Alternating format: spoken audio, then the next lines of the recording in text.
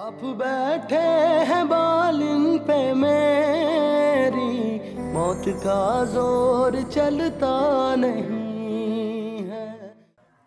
हाँ भैया, आपने उन्हें बाहर क्यों रोका हुआ है? फौरन अंदर भेजिए।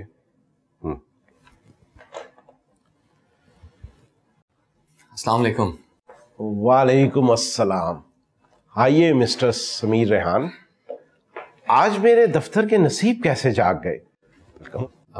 थैंक यू अकरम साहब। दरअसल मैं आपके ऑफिस की उस वैकेंसी के सिलसिले में हाजिर हुआ हूँ जिसका इश्तिहार कुछ दिनों पहले आपने अखबार में दिया था। अच्छा, वो एग्जीक्यूटिव मैनेजर की पोस्ट? जी। क्या किसी को रिकमेंड करना चाह रहे हैं आप? दरअसल वो अरे लेकिन इतने छोटे से काम के लिए आपने खुद आने की जहमत क्यों की? एक चिट लिखकर उम्मीदवार को दे देते, काम हो जाता। इतने पुराने ताल्लुकात में इस किस्म की फॉर्मेलिटीज की जरूरत तो नहीं रहती। गलत समझ रहे हैं अकरम साहब, मैं किसी और को रेकमेंड नहीं करना चाहता, बल्कि मैं खुद इस जॉब के लिए इंटरव्यू देना चाहता हूँ। ये आप क्या कह रहे हैं? आप नौकरी करेंगे? आप मजाक तो नहीं कर रहे समीर साहब? मेरी कंपनी जैसी दर्जनों कंपनियां भी मिल जाएं तो आपकी अंपायर के एक सेक्शन का मुकाबला नहीं कर सकती। अकरम साहब, मैं इस वक्त रेहान ग्रुप ऑफ कंपनीज या समीर बिजनेस एसोसिएट्स की हैसियत से नहीं, बल्कि सिर्फ समीर की हैसियत से आपके सामने हाजिर हुआ हूँ। और मेरी आपसे रिक्वेस्ट है कि मेरी एप्लीकेशन को भी किसी आम कैंडिडेट की एप्लीकेशन की तरह कंसिडर करके फैसला करें please. I am sorry Sameer साहब, मैं चाहूं भी तो ये नहीं बुला सकता कि आप कौन हैं। मुझे नहीं पता कि आप ये सब क्यों कह रहे हैं, लेकिन मेरे लिए ये मुमकिन नहीं है। क्यों? क्या मैं इस काबिल नहीं हूं या मेरी डिग्रीज में कुछ कमी है?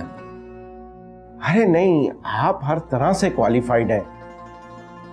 मेरी और मुझ जैसी दर्जनों कंपनियां आपकी अंपायर की वजह से चल रही हैं।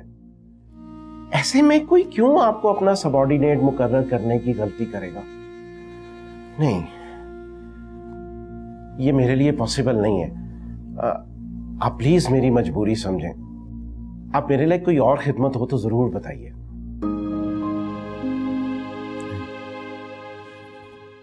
मुझे उम्मीद है कि आप मेरी मजबूरी समझ गए होंगे। दरिया में रह के मगरमच्छ से बैर छोटी मछलियों के बस की बात नहीं है। अंडरस्टैंड। Thank you. अरे चाय तो पीते रहिए प्लीज। Thank you. अच्छा और जगहों पे भी जा रहे हैं।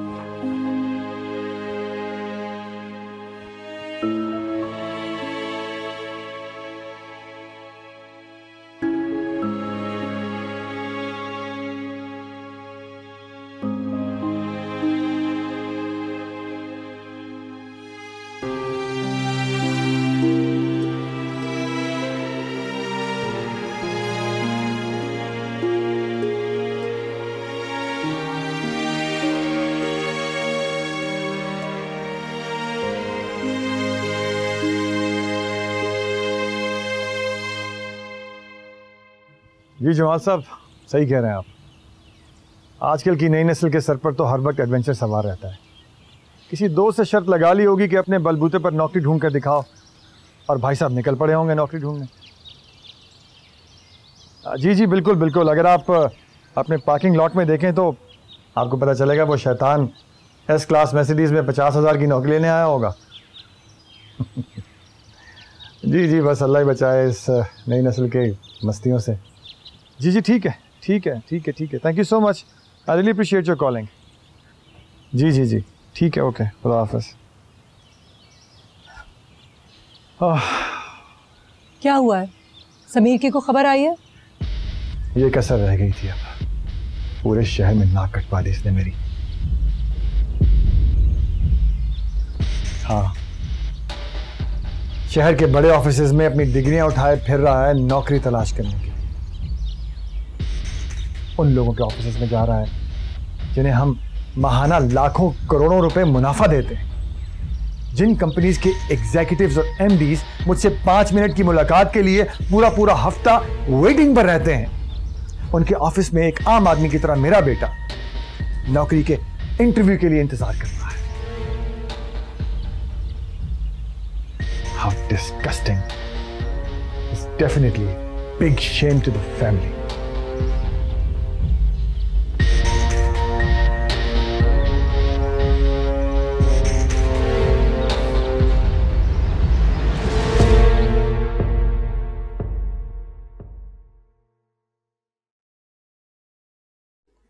समीर, हाय।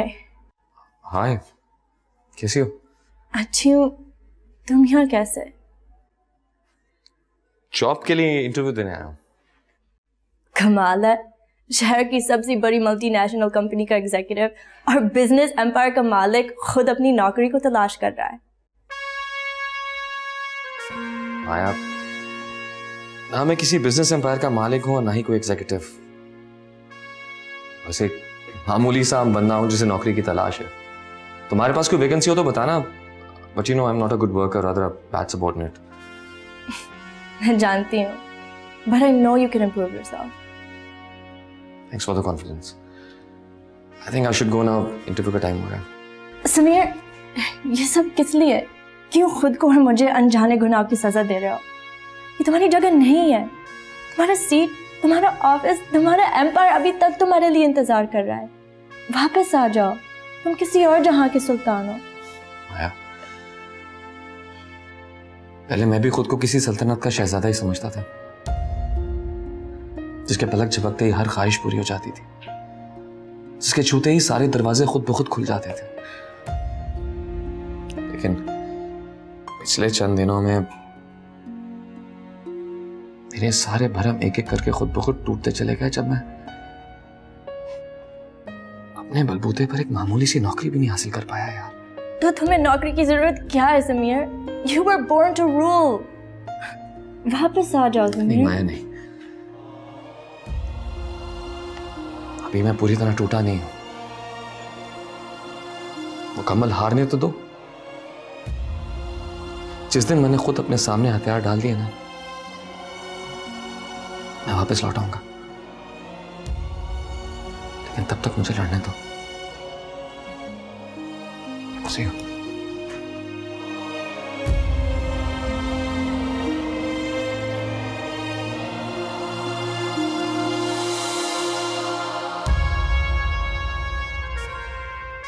मैं ना कहती थी आपा जी कि लड़की वाले धानी को घर ले जाने में बहुत जल्दबाजी कर रहे हैं।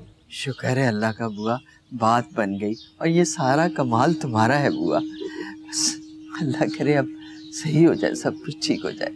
बस आप जल्दी से तैयारी शुरू करें। वो क्या नाम है कि 4 महीने बाद ना लड़की का मुकाबले का इम्तहान है। जब मुकाबले का इम्तहान ख़त्म हो जाएगा तो वो बारात लेके यहाँ आ जाएंगे। अल्लाह का शुक्र है। जहाँ तक तैयारी का ताल्लुक है ना, वो तो काफ़ी अरसे से मैं थोड़ी थोड़ी कर रही थी दोनों बच्चियों की, काफ़ी कुछ जोड़ लिया मैंने। अच्छा। लेकिन बुआ, मैं चाह रही थी वो लोग खुद आ जाते, आके वीर जी के साथ सब तय कर लेते, उन्हें भी तसल्ली हो जाती। हाय मेरी पोलिया भाई, इसीलिए तो लड़के वालों ने मुझे भेजा है आपके पास कि आपकी मर्जी मालूम करके ना मैं उनको इत्तला कर दूँ। मेरा ख्याल है कि उनको जुमे को ना बुला लें। ये आए जुमे को? हाँ। ज्यादा करीब नहीं हो गया? लेकिन नहीं, कोई बात नहीं बुआ, बुला लो उन्हें। ठीक है। अच्छा आपा जी, एक और बात है, आप ना शेख साहब से इसका जिक्र ना करना, ऐਵੇਂ ही भड़क उठते। ऐसी क्या बात है बुआ, खैरियत तो है ना? खैर ही है, बस वो आजकल के लड़के लड़कियां है ना, अपनी जिंदगी खुद जीना चाहते हैं। हाँ वो तो ठीक है, लेकिन बात क्या है, मुझे तो आप परेशान कर रही हैं। कोई बात नहीं है, बस वो ना लड़का चाहता है कि मेरी मौजूदगी या इस घर के किसी बुजुर्ग की मौजूदगी में ना दानी से उसकी मुलाकात हो जाए। ये कैसी फरमाइश है, ये तो बड़ा मुश्किल हो जाएगा। वीर जी तो बिल्कुल नहीं मानेंगे, लड़के को शायद अंदाजा नहीं है वीर जी के गुस्से का। पापा जी, इसीलिए तो मैं कहती हूँ कि शेख साहब को कुछ नहीं बताना। लड़का शरीफ और ख़ानदानी है, और अगर उसने ये फरमाइश की है तो इसकी कोई वजह होगी ना। ये है तो बहुत ही मुश्किल बात बुआ, मुझे कुछ सोचने का मौका दो। है सोच लें आपा जी। अब मैं तो कहती हूँ आप बच्चियों को लेके ना किसी बहाने बाजार चली जाए, मैं वहीं उसको ले आऊंगी। और अगर आपको ये मंजूर नहीं है तो आप लोग मेरे घर में आ जाना, मैं लड़के को बुला लूंगी, बात हो जाएगी।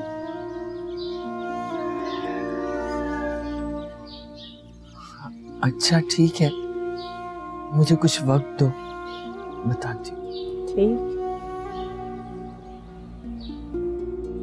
तुम फिक्र मत करो, मेरे मैनेजर ने शहर के तमाम फर्म्स और कंपनीज को फ़ोन करके सख्ती से मना कर दिया है कि अगर किसी ने भी समीर को अपने यहाँ जॉब देने की गलती की तो वो डायरेक्ट हमें अपना ओपोनेंट समझे, और इस पूरे शहर में हमारा कोई भी राइवल हमारे अगेंस्ट खड़े होने की हिम्मत नहीं कर सकता।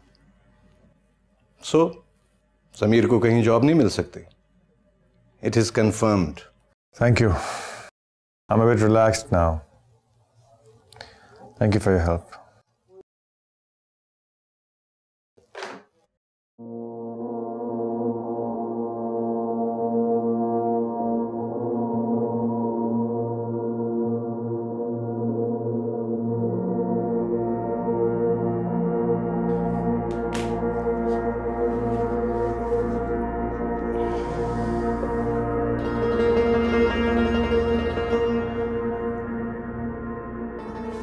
ये दिन भी देखने थे हमें, ये वक्त भी आना था कभी। डैड, मैंने तो शर्मिंदगी के मारे अपने दोस्तों की गैदरिंग्स में जाना छोड़ दिया। जहाँ भी जाओ लोग भाई के बारे में अजीब सवाल करते। सारे शहर में अजीब अजीब सी कहानियाँ मशहूर हो रही हैं। हमें जल्दी इस एपिसोड को ख़त्म करना होगा किसी भी तरह। You're right. This circus needs to come to an end as soon as possible. इसे खत्म होना होगा।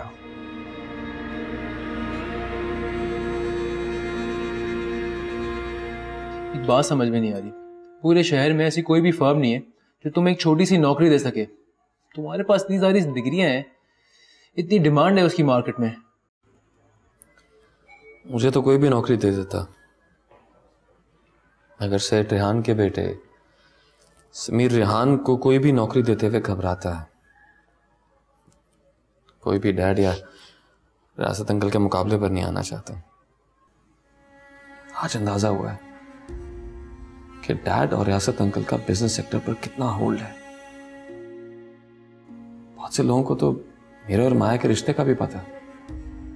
ओह, तो इसका मतलब ये हुआ कि पहला राउंड तुम्हारे डैड ने बड़ी आसानी से जीत लिया। अब क्या सोचा है आगे?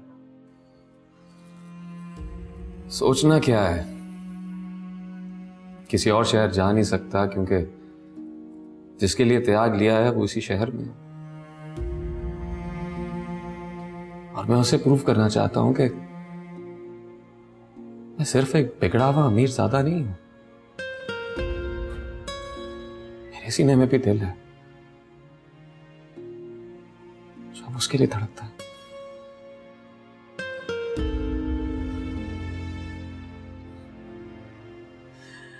लगता है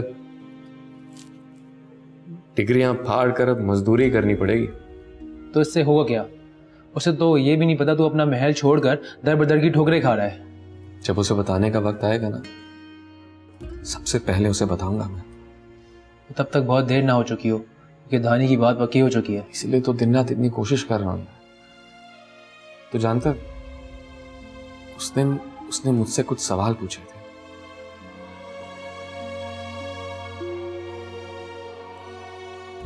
मैं उसके सामने तभी जाऊंगा जब खुद को इस काबिल बना लूंगा और उसके सारे सवालों का जवाब दे सकूंगा। बस दुआ कर यार, वो वक्त आते आते कहीं इतनी देर ना हो जाए कि मेरा सारा जोक बेकार चला जाए। वैसे ये कहानी कुछ ज्यादा फिल्मी नहीं होती जा रही। गरीब बस्ती की शहजादी के लिए अमीर शहजादे ने अपना महल छोड़ दिया और शहजादी को अभी तक पता ही नहीं है। हाँ, ये तो है, काफी फिल्मी कहानी। बस 2-4 सैड सॉन्ग्स की जरूरत है जो हीरो पियानो पे गाता है। इसे कैसे बदजौक है यार तू, तेरे घर में पियानो भी नहीं है।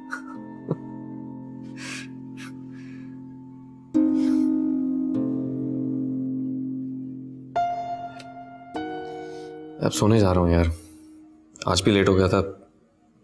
सुबह फिर नौकरी की तलाश में जल्दी निकलना। अच्छा, कुछ पैसे रख ले मेरे पास। अरे नहीं, पैसे ही मेरे पास।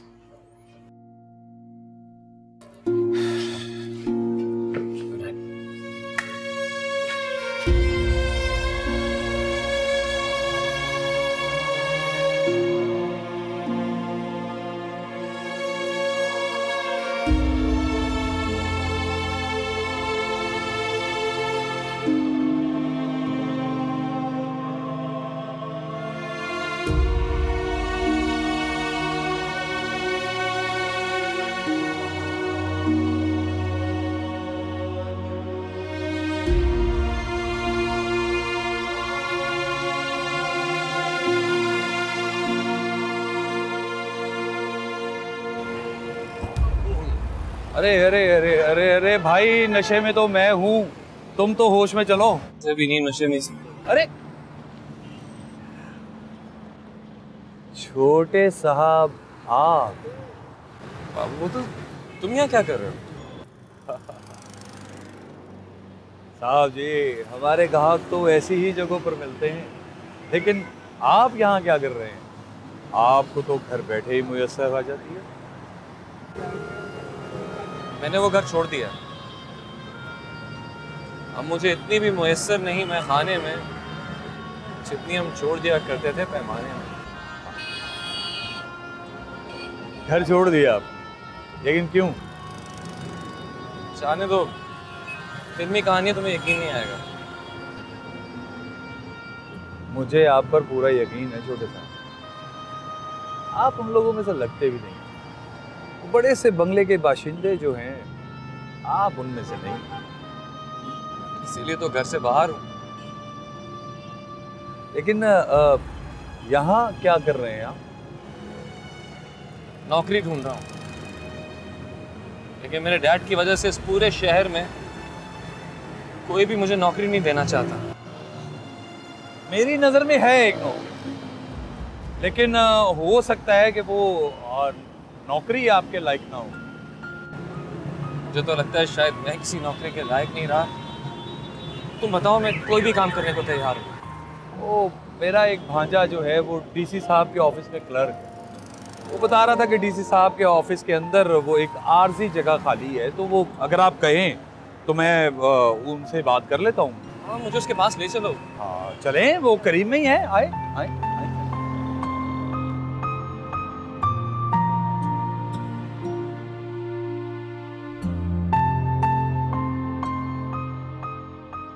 वो बाबू नज़ीर कहाँ बैठ गए?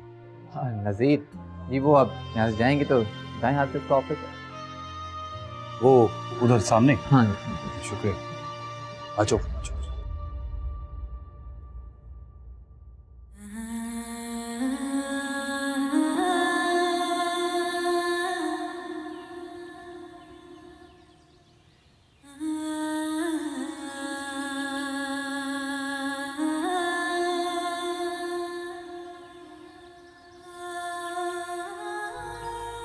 तो इसमें हर्जी क्या है भला?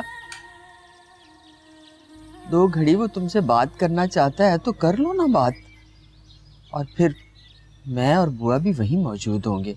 मैं कौन सा तुम्हें अकेले भेज रही हूँ उसके पास खुदा ना खास्ता। जी मुझे नहीं करनी उससे बात। आप लोगों ने मेरा रिश्ता तय कर दिया है, मैंने हाँ कर दी है, तो क्या कसर बाकी रह गई है? उसके घर वाले मुझसे मिल चुके हैं, मुझे अच्छी तरह देख चुके हैं, तो क्या तुक इस फरमाइश की? तो कोई तो तुक होगी ना आखिर। हो सकता है वो जल्दी रुखसती के बारे में तुमसे मिलकर तुम्हारी मर्जी मालूम करना चाहता हो, या इसके अलावा भी तो कोई बात हो सकती है, तभी तो उसने ये कहा है। वाह बीजी, आपने अभी से उसकी इतनी वकालत शुरू कर दी। दामाद बनने से पहले इतनी तरफदारी। हाँ तो क्यों ना करूं भाई तरफदारी, आखिर हमारी धानी का नसीब है वो, और वैसे भी बहुत ही अदब और इज्जत वाला बच्चा है। मगर बीजी, अगर मगर कुछ नहीं, बस तुम तैयार रहना, बाकी तफसील मैं बुआ के साथ मिलके तय कर लूंगी।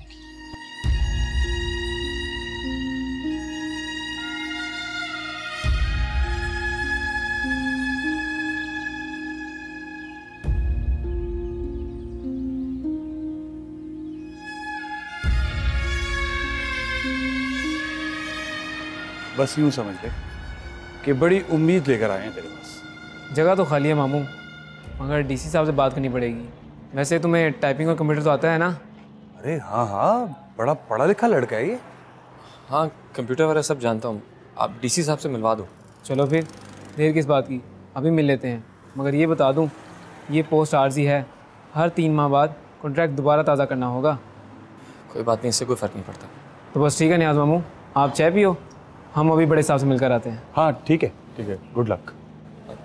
अच्छा। हाँ।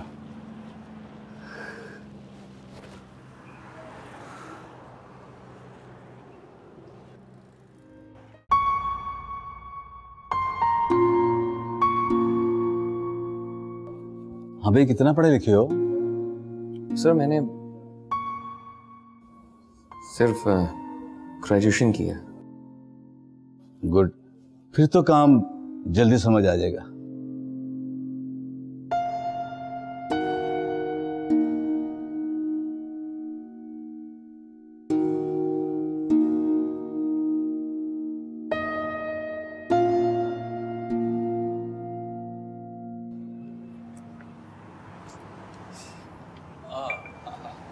ले भाई मामू, आपका बंदा भी आज से बाबू लग गया है। हाँ, गुड।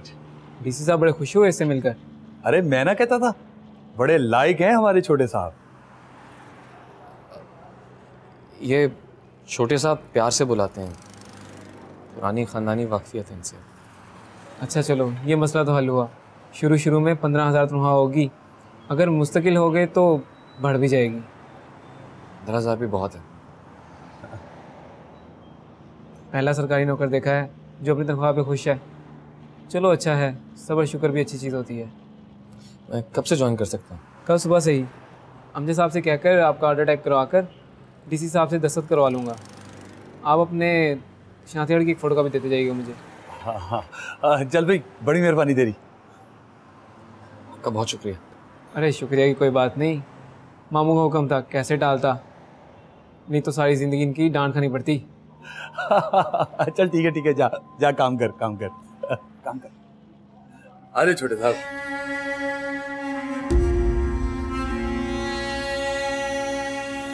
हमारा ये मुझ पर एहसान रहेगा हमेशा।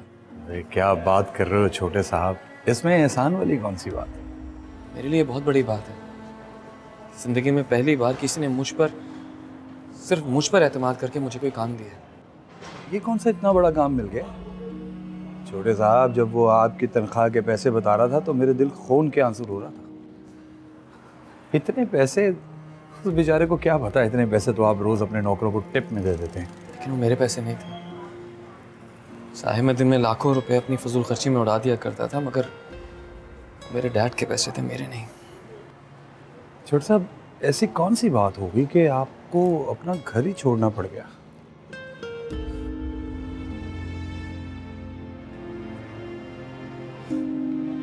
बस वो मेरी बात नहीं समझे या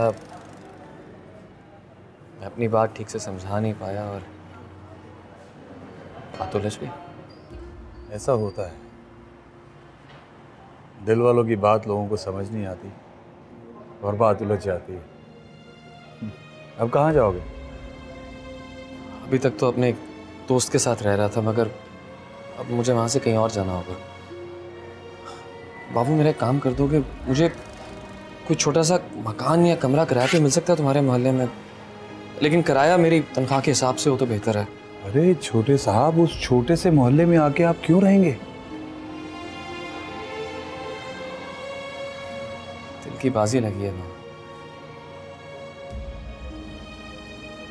हार या जीत तक वहीं रहना होगा।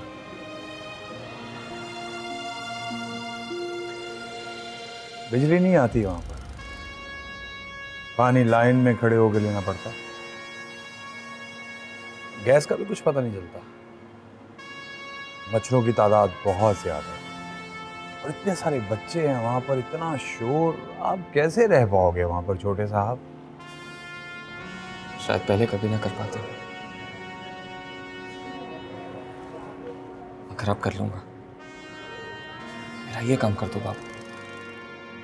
सब जो हो गया उस मोहल्ले में कोई भी आपको पनाह नहीं देगा, लेकिन आज से आप बाबू नियाज के मेहमान हैं। नहीं बाबू, मैं तुम पर बोझ नहीं बनना चाहता, और हो सकता है आगे चलकर मेरी वजह से तुम पर बहुत सी मुसीबतें भी नाजिल हों।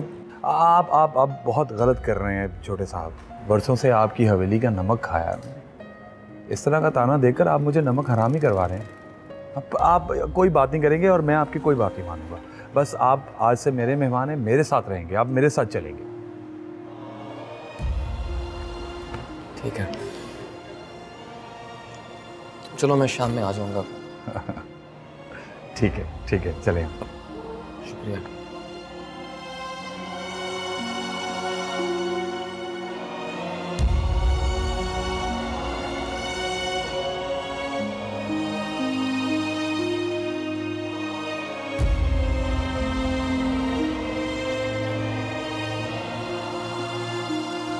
एक बात तो कंफर्म है कि शहर के किसी बिजनेस सेक्टर ने उसे नौकरी नहीं दी। I have all the information, लेकिन वो गया तो गया कहाँ? आखिरी खबरें आने तक वो अपने दोस्त सनी की तरफ था। अब मुझे लगता है कि शर्मिंदगी की वजह से वो खुद से वापस नहीं आ रहा। तुमने तो कहा था कि 24 घंटे में उसके होश ठिकाने आ जाएंगे। एक हफ्ता गुजरने को आया, हम कब तक उसका इंतजार करेंगे? हाँ, ये तुमने ठीक कहा। आखिर कब तक उसका इंतजार करते रहेंगे? मेरा ख्याल है हमें उसे खुद से ही रूम प्रोवाइड कर देना चाहिए। मैं तनवीर को भेजता हूँ सनी की तरफ उसको लेने। हाँ, ये ठीक रहेगा, लेकिन एक बात का ध्यान रहे, इस बार जब समीर वापस आए तो no more relaxations. I can bet my life on this. No more relaxation. Enough is enough.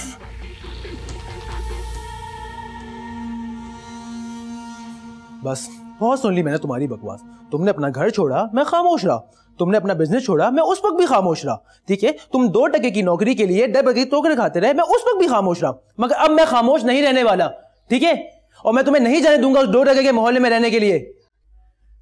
जिसके लिए ये सब कुछ किया है, अब तो उसके सवालों का जवाब देने का वक्त आया है। तो खुद बता, ये पुरानी पाकिस्तानी फिल्मों की कहानी पूरी कैसे होगी? ये मजाक का वक्त नहीं है सैम। और वैसे भी पहले भी उन्होंने तुम्हारे साथ कोई अच्छा सलूक नहीं किया था। और वो लड़की का कज़न पतंगबाज तुम्हारा जानी दुश्मन है, कैसे फेस करोगे उनको अकेले? बस बहुत हो गया, मैं तुम्हें कहीं जाने नहीं दूंगा। मेरी बात सुन। नहीं, मैंने कुछ भी नहीं सुनना, तुझे नहीं जाने दूंगा, बस खत्म हो गई बात। मेरी बात सुन। जब मैंने घर छोड़ा था तब भी ये सब मेरे इल्म में था, और ये सब मुझे ही फेस करना है। यार, याद है तेरे फेवरेट शायर का शेर, ये इश्क नहीं आसान बस इतना समझ लीजिए, एक आग का दरिया है और डूब कर जाना। अच्छी तरह याद है। और ये भी याद है, ये शेर याद ना करने पे हमारे टीचर असदुल्ला खान ने हम दोनों को इतना डरता था। वो भी क्या टीचर थे यार, गालिब की मोहब्बत में अपना नाम ही असदुल्ला खान रख लिया। और याद है उस दिन कितना भड़के थे जब मैंने उनसे पूछा था कि गालिब का तखल्लुस गालिब था या असदुल्ला खान। गोल्डन मेमोरीज थी वो स्कूल की। और फिर तुम्हारे फादर ने तुम्हें लंदन भेज दिया और मुझे अकेला छोड़ दिया असदुल्ला खान गालिब के साथ, अपने फेवरेट टीचर के पास। मत जा सैम, प्लीज मत जाओ।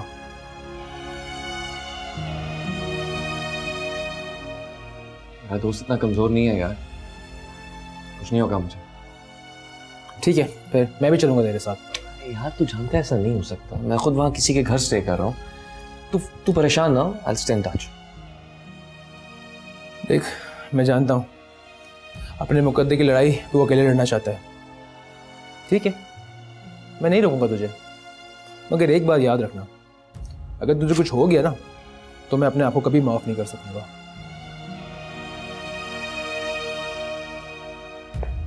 दादा सेंटीना, दुआ करना। अच्छा, ये कुछ पैसे रख ले। अरे नहीं, पैसे हैं मेरे पास। रख ले पैसे। अरे यार है ना मेरे पास खाली जेब। और मैं इसको आज बदुआ देता हूँ।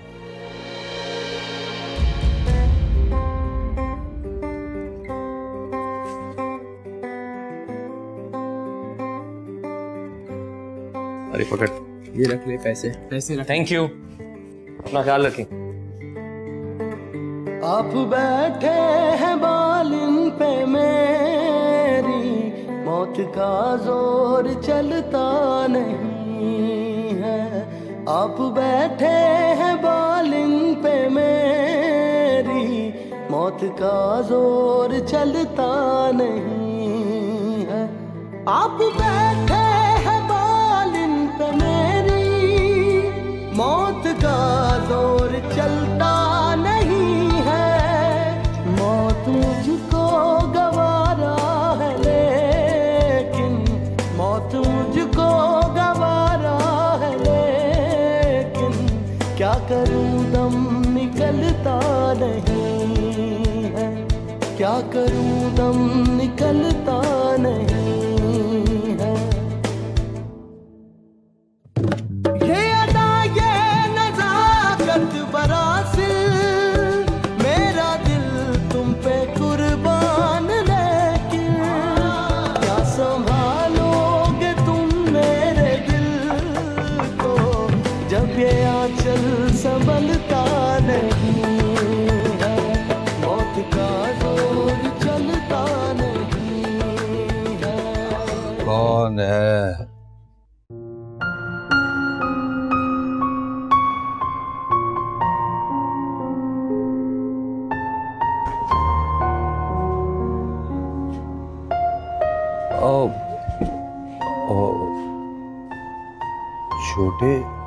छोटे साहब, अब आइए आइए ना,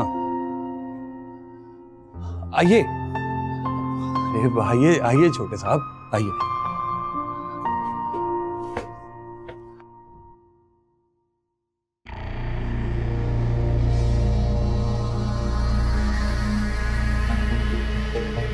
उस्ताद, उस्ताद, उस्ताद वो फिर आ गए। कौन आ गया? वो वही सेठ का बेटा। आज ये मेरे हाथ से नहीं बचेगा। किधर गया वो? बाबू बोतल के घर की तरफ गया। आ जाओ आ जाओ आ जाओ। ये है मेरी छोटी सी दुनिया छोटे साहब, जहां दिल चाहे कब्जा कर लो। बस एक कुटिया मेरे लिए छोड़ देना, खूब गुजरेगी जब मिल बैठेंगे दीवाने दो। लेकिन तुम्हारी फैमिली, आई मीन बीवी बच्चे? शादी होती तो बीवी बच्चे होते ना। लेकिन तुम्हें देखकर लगता नहीं कि ये जगह काफी मिसमैच है दोनों? पता चल जाएगा, आहिस्ता आहिस्ता पता चल जाएगा। लेकिन एक बात है, मैं किराया तुम्हें जरूर दूंगा। अच्छा ठीक है, दे देना। जिस राह पे तुम चल पड़े हो, तुम्हारी खुददारी ही तुम्हारा सरमाया है। कौन से रास्ते पे? मोहब्बत के रास्ते पर छोटे साहब, मोहब्बत के।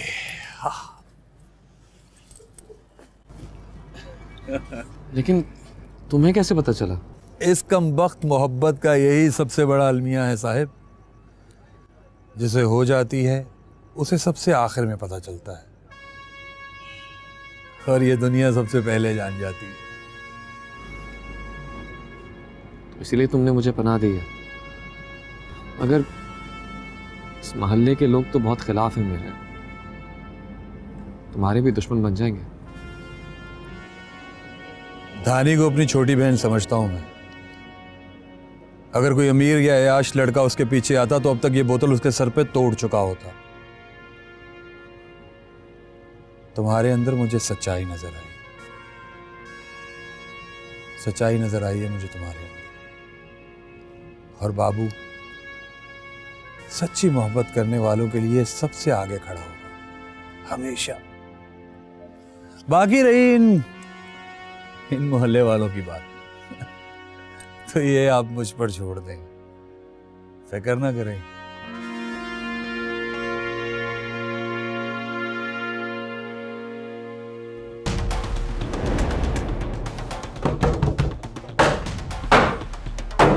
बाहर निकल सेठ ड्यूलत! आज तो मैं तेरा किस्सा खत्म कर डालूंगा। निकल बाहर! निकल! हाँ छोटे साहब, बैठो आप बैठो। ये भी अपना एक जज्बाती भाई है, इसको मैं देखता हूँ। अरे बैठो बैठो छोटे साहब बैठो। अबे और राजा के बच्चे।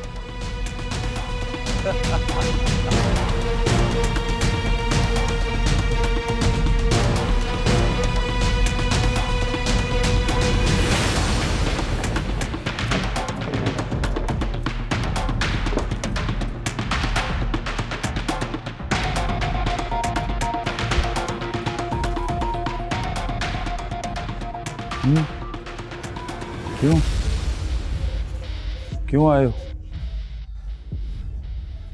बाबूजी, आज बीच में मत आना।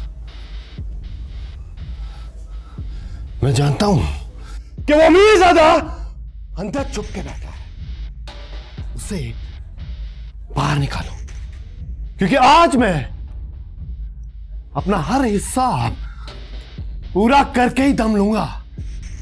हौसला हौसला?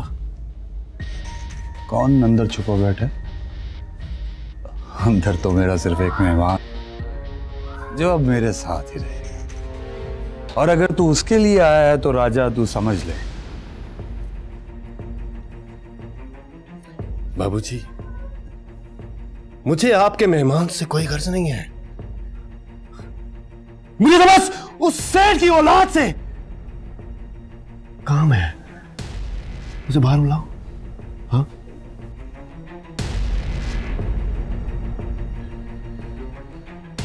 देख राजा, छोटे साहब है अंदर। छोटे साहब अब मेरे साथ रहेंगे, मेरे घर में मेरे मेहमान बनकर।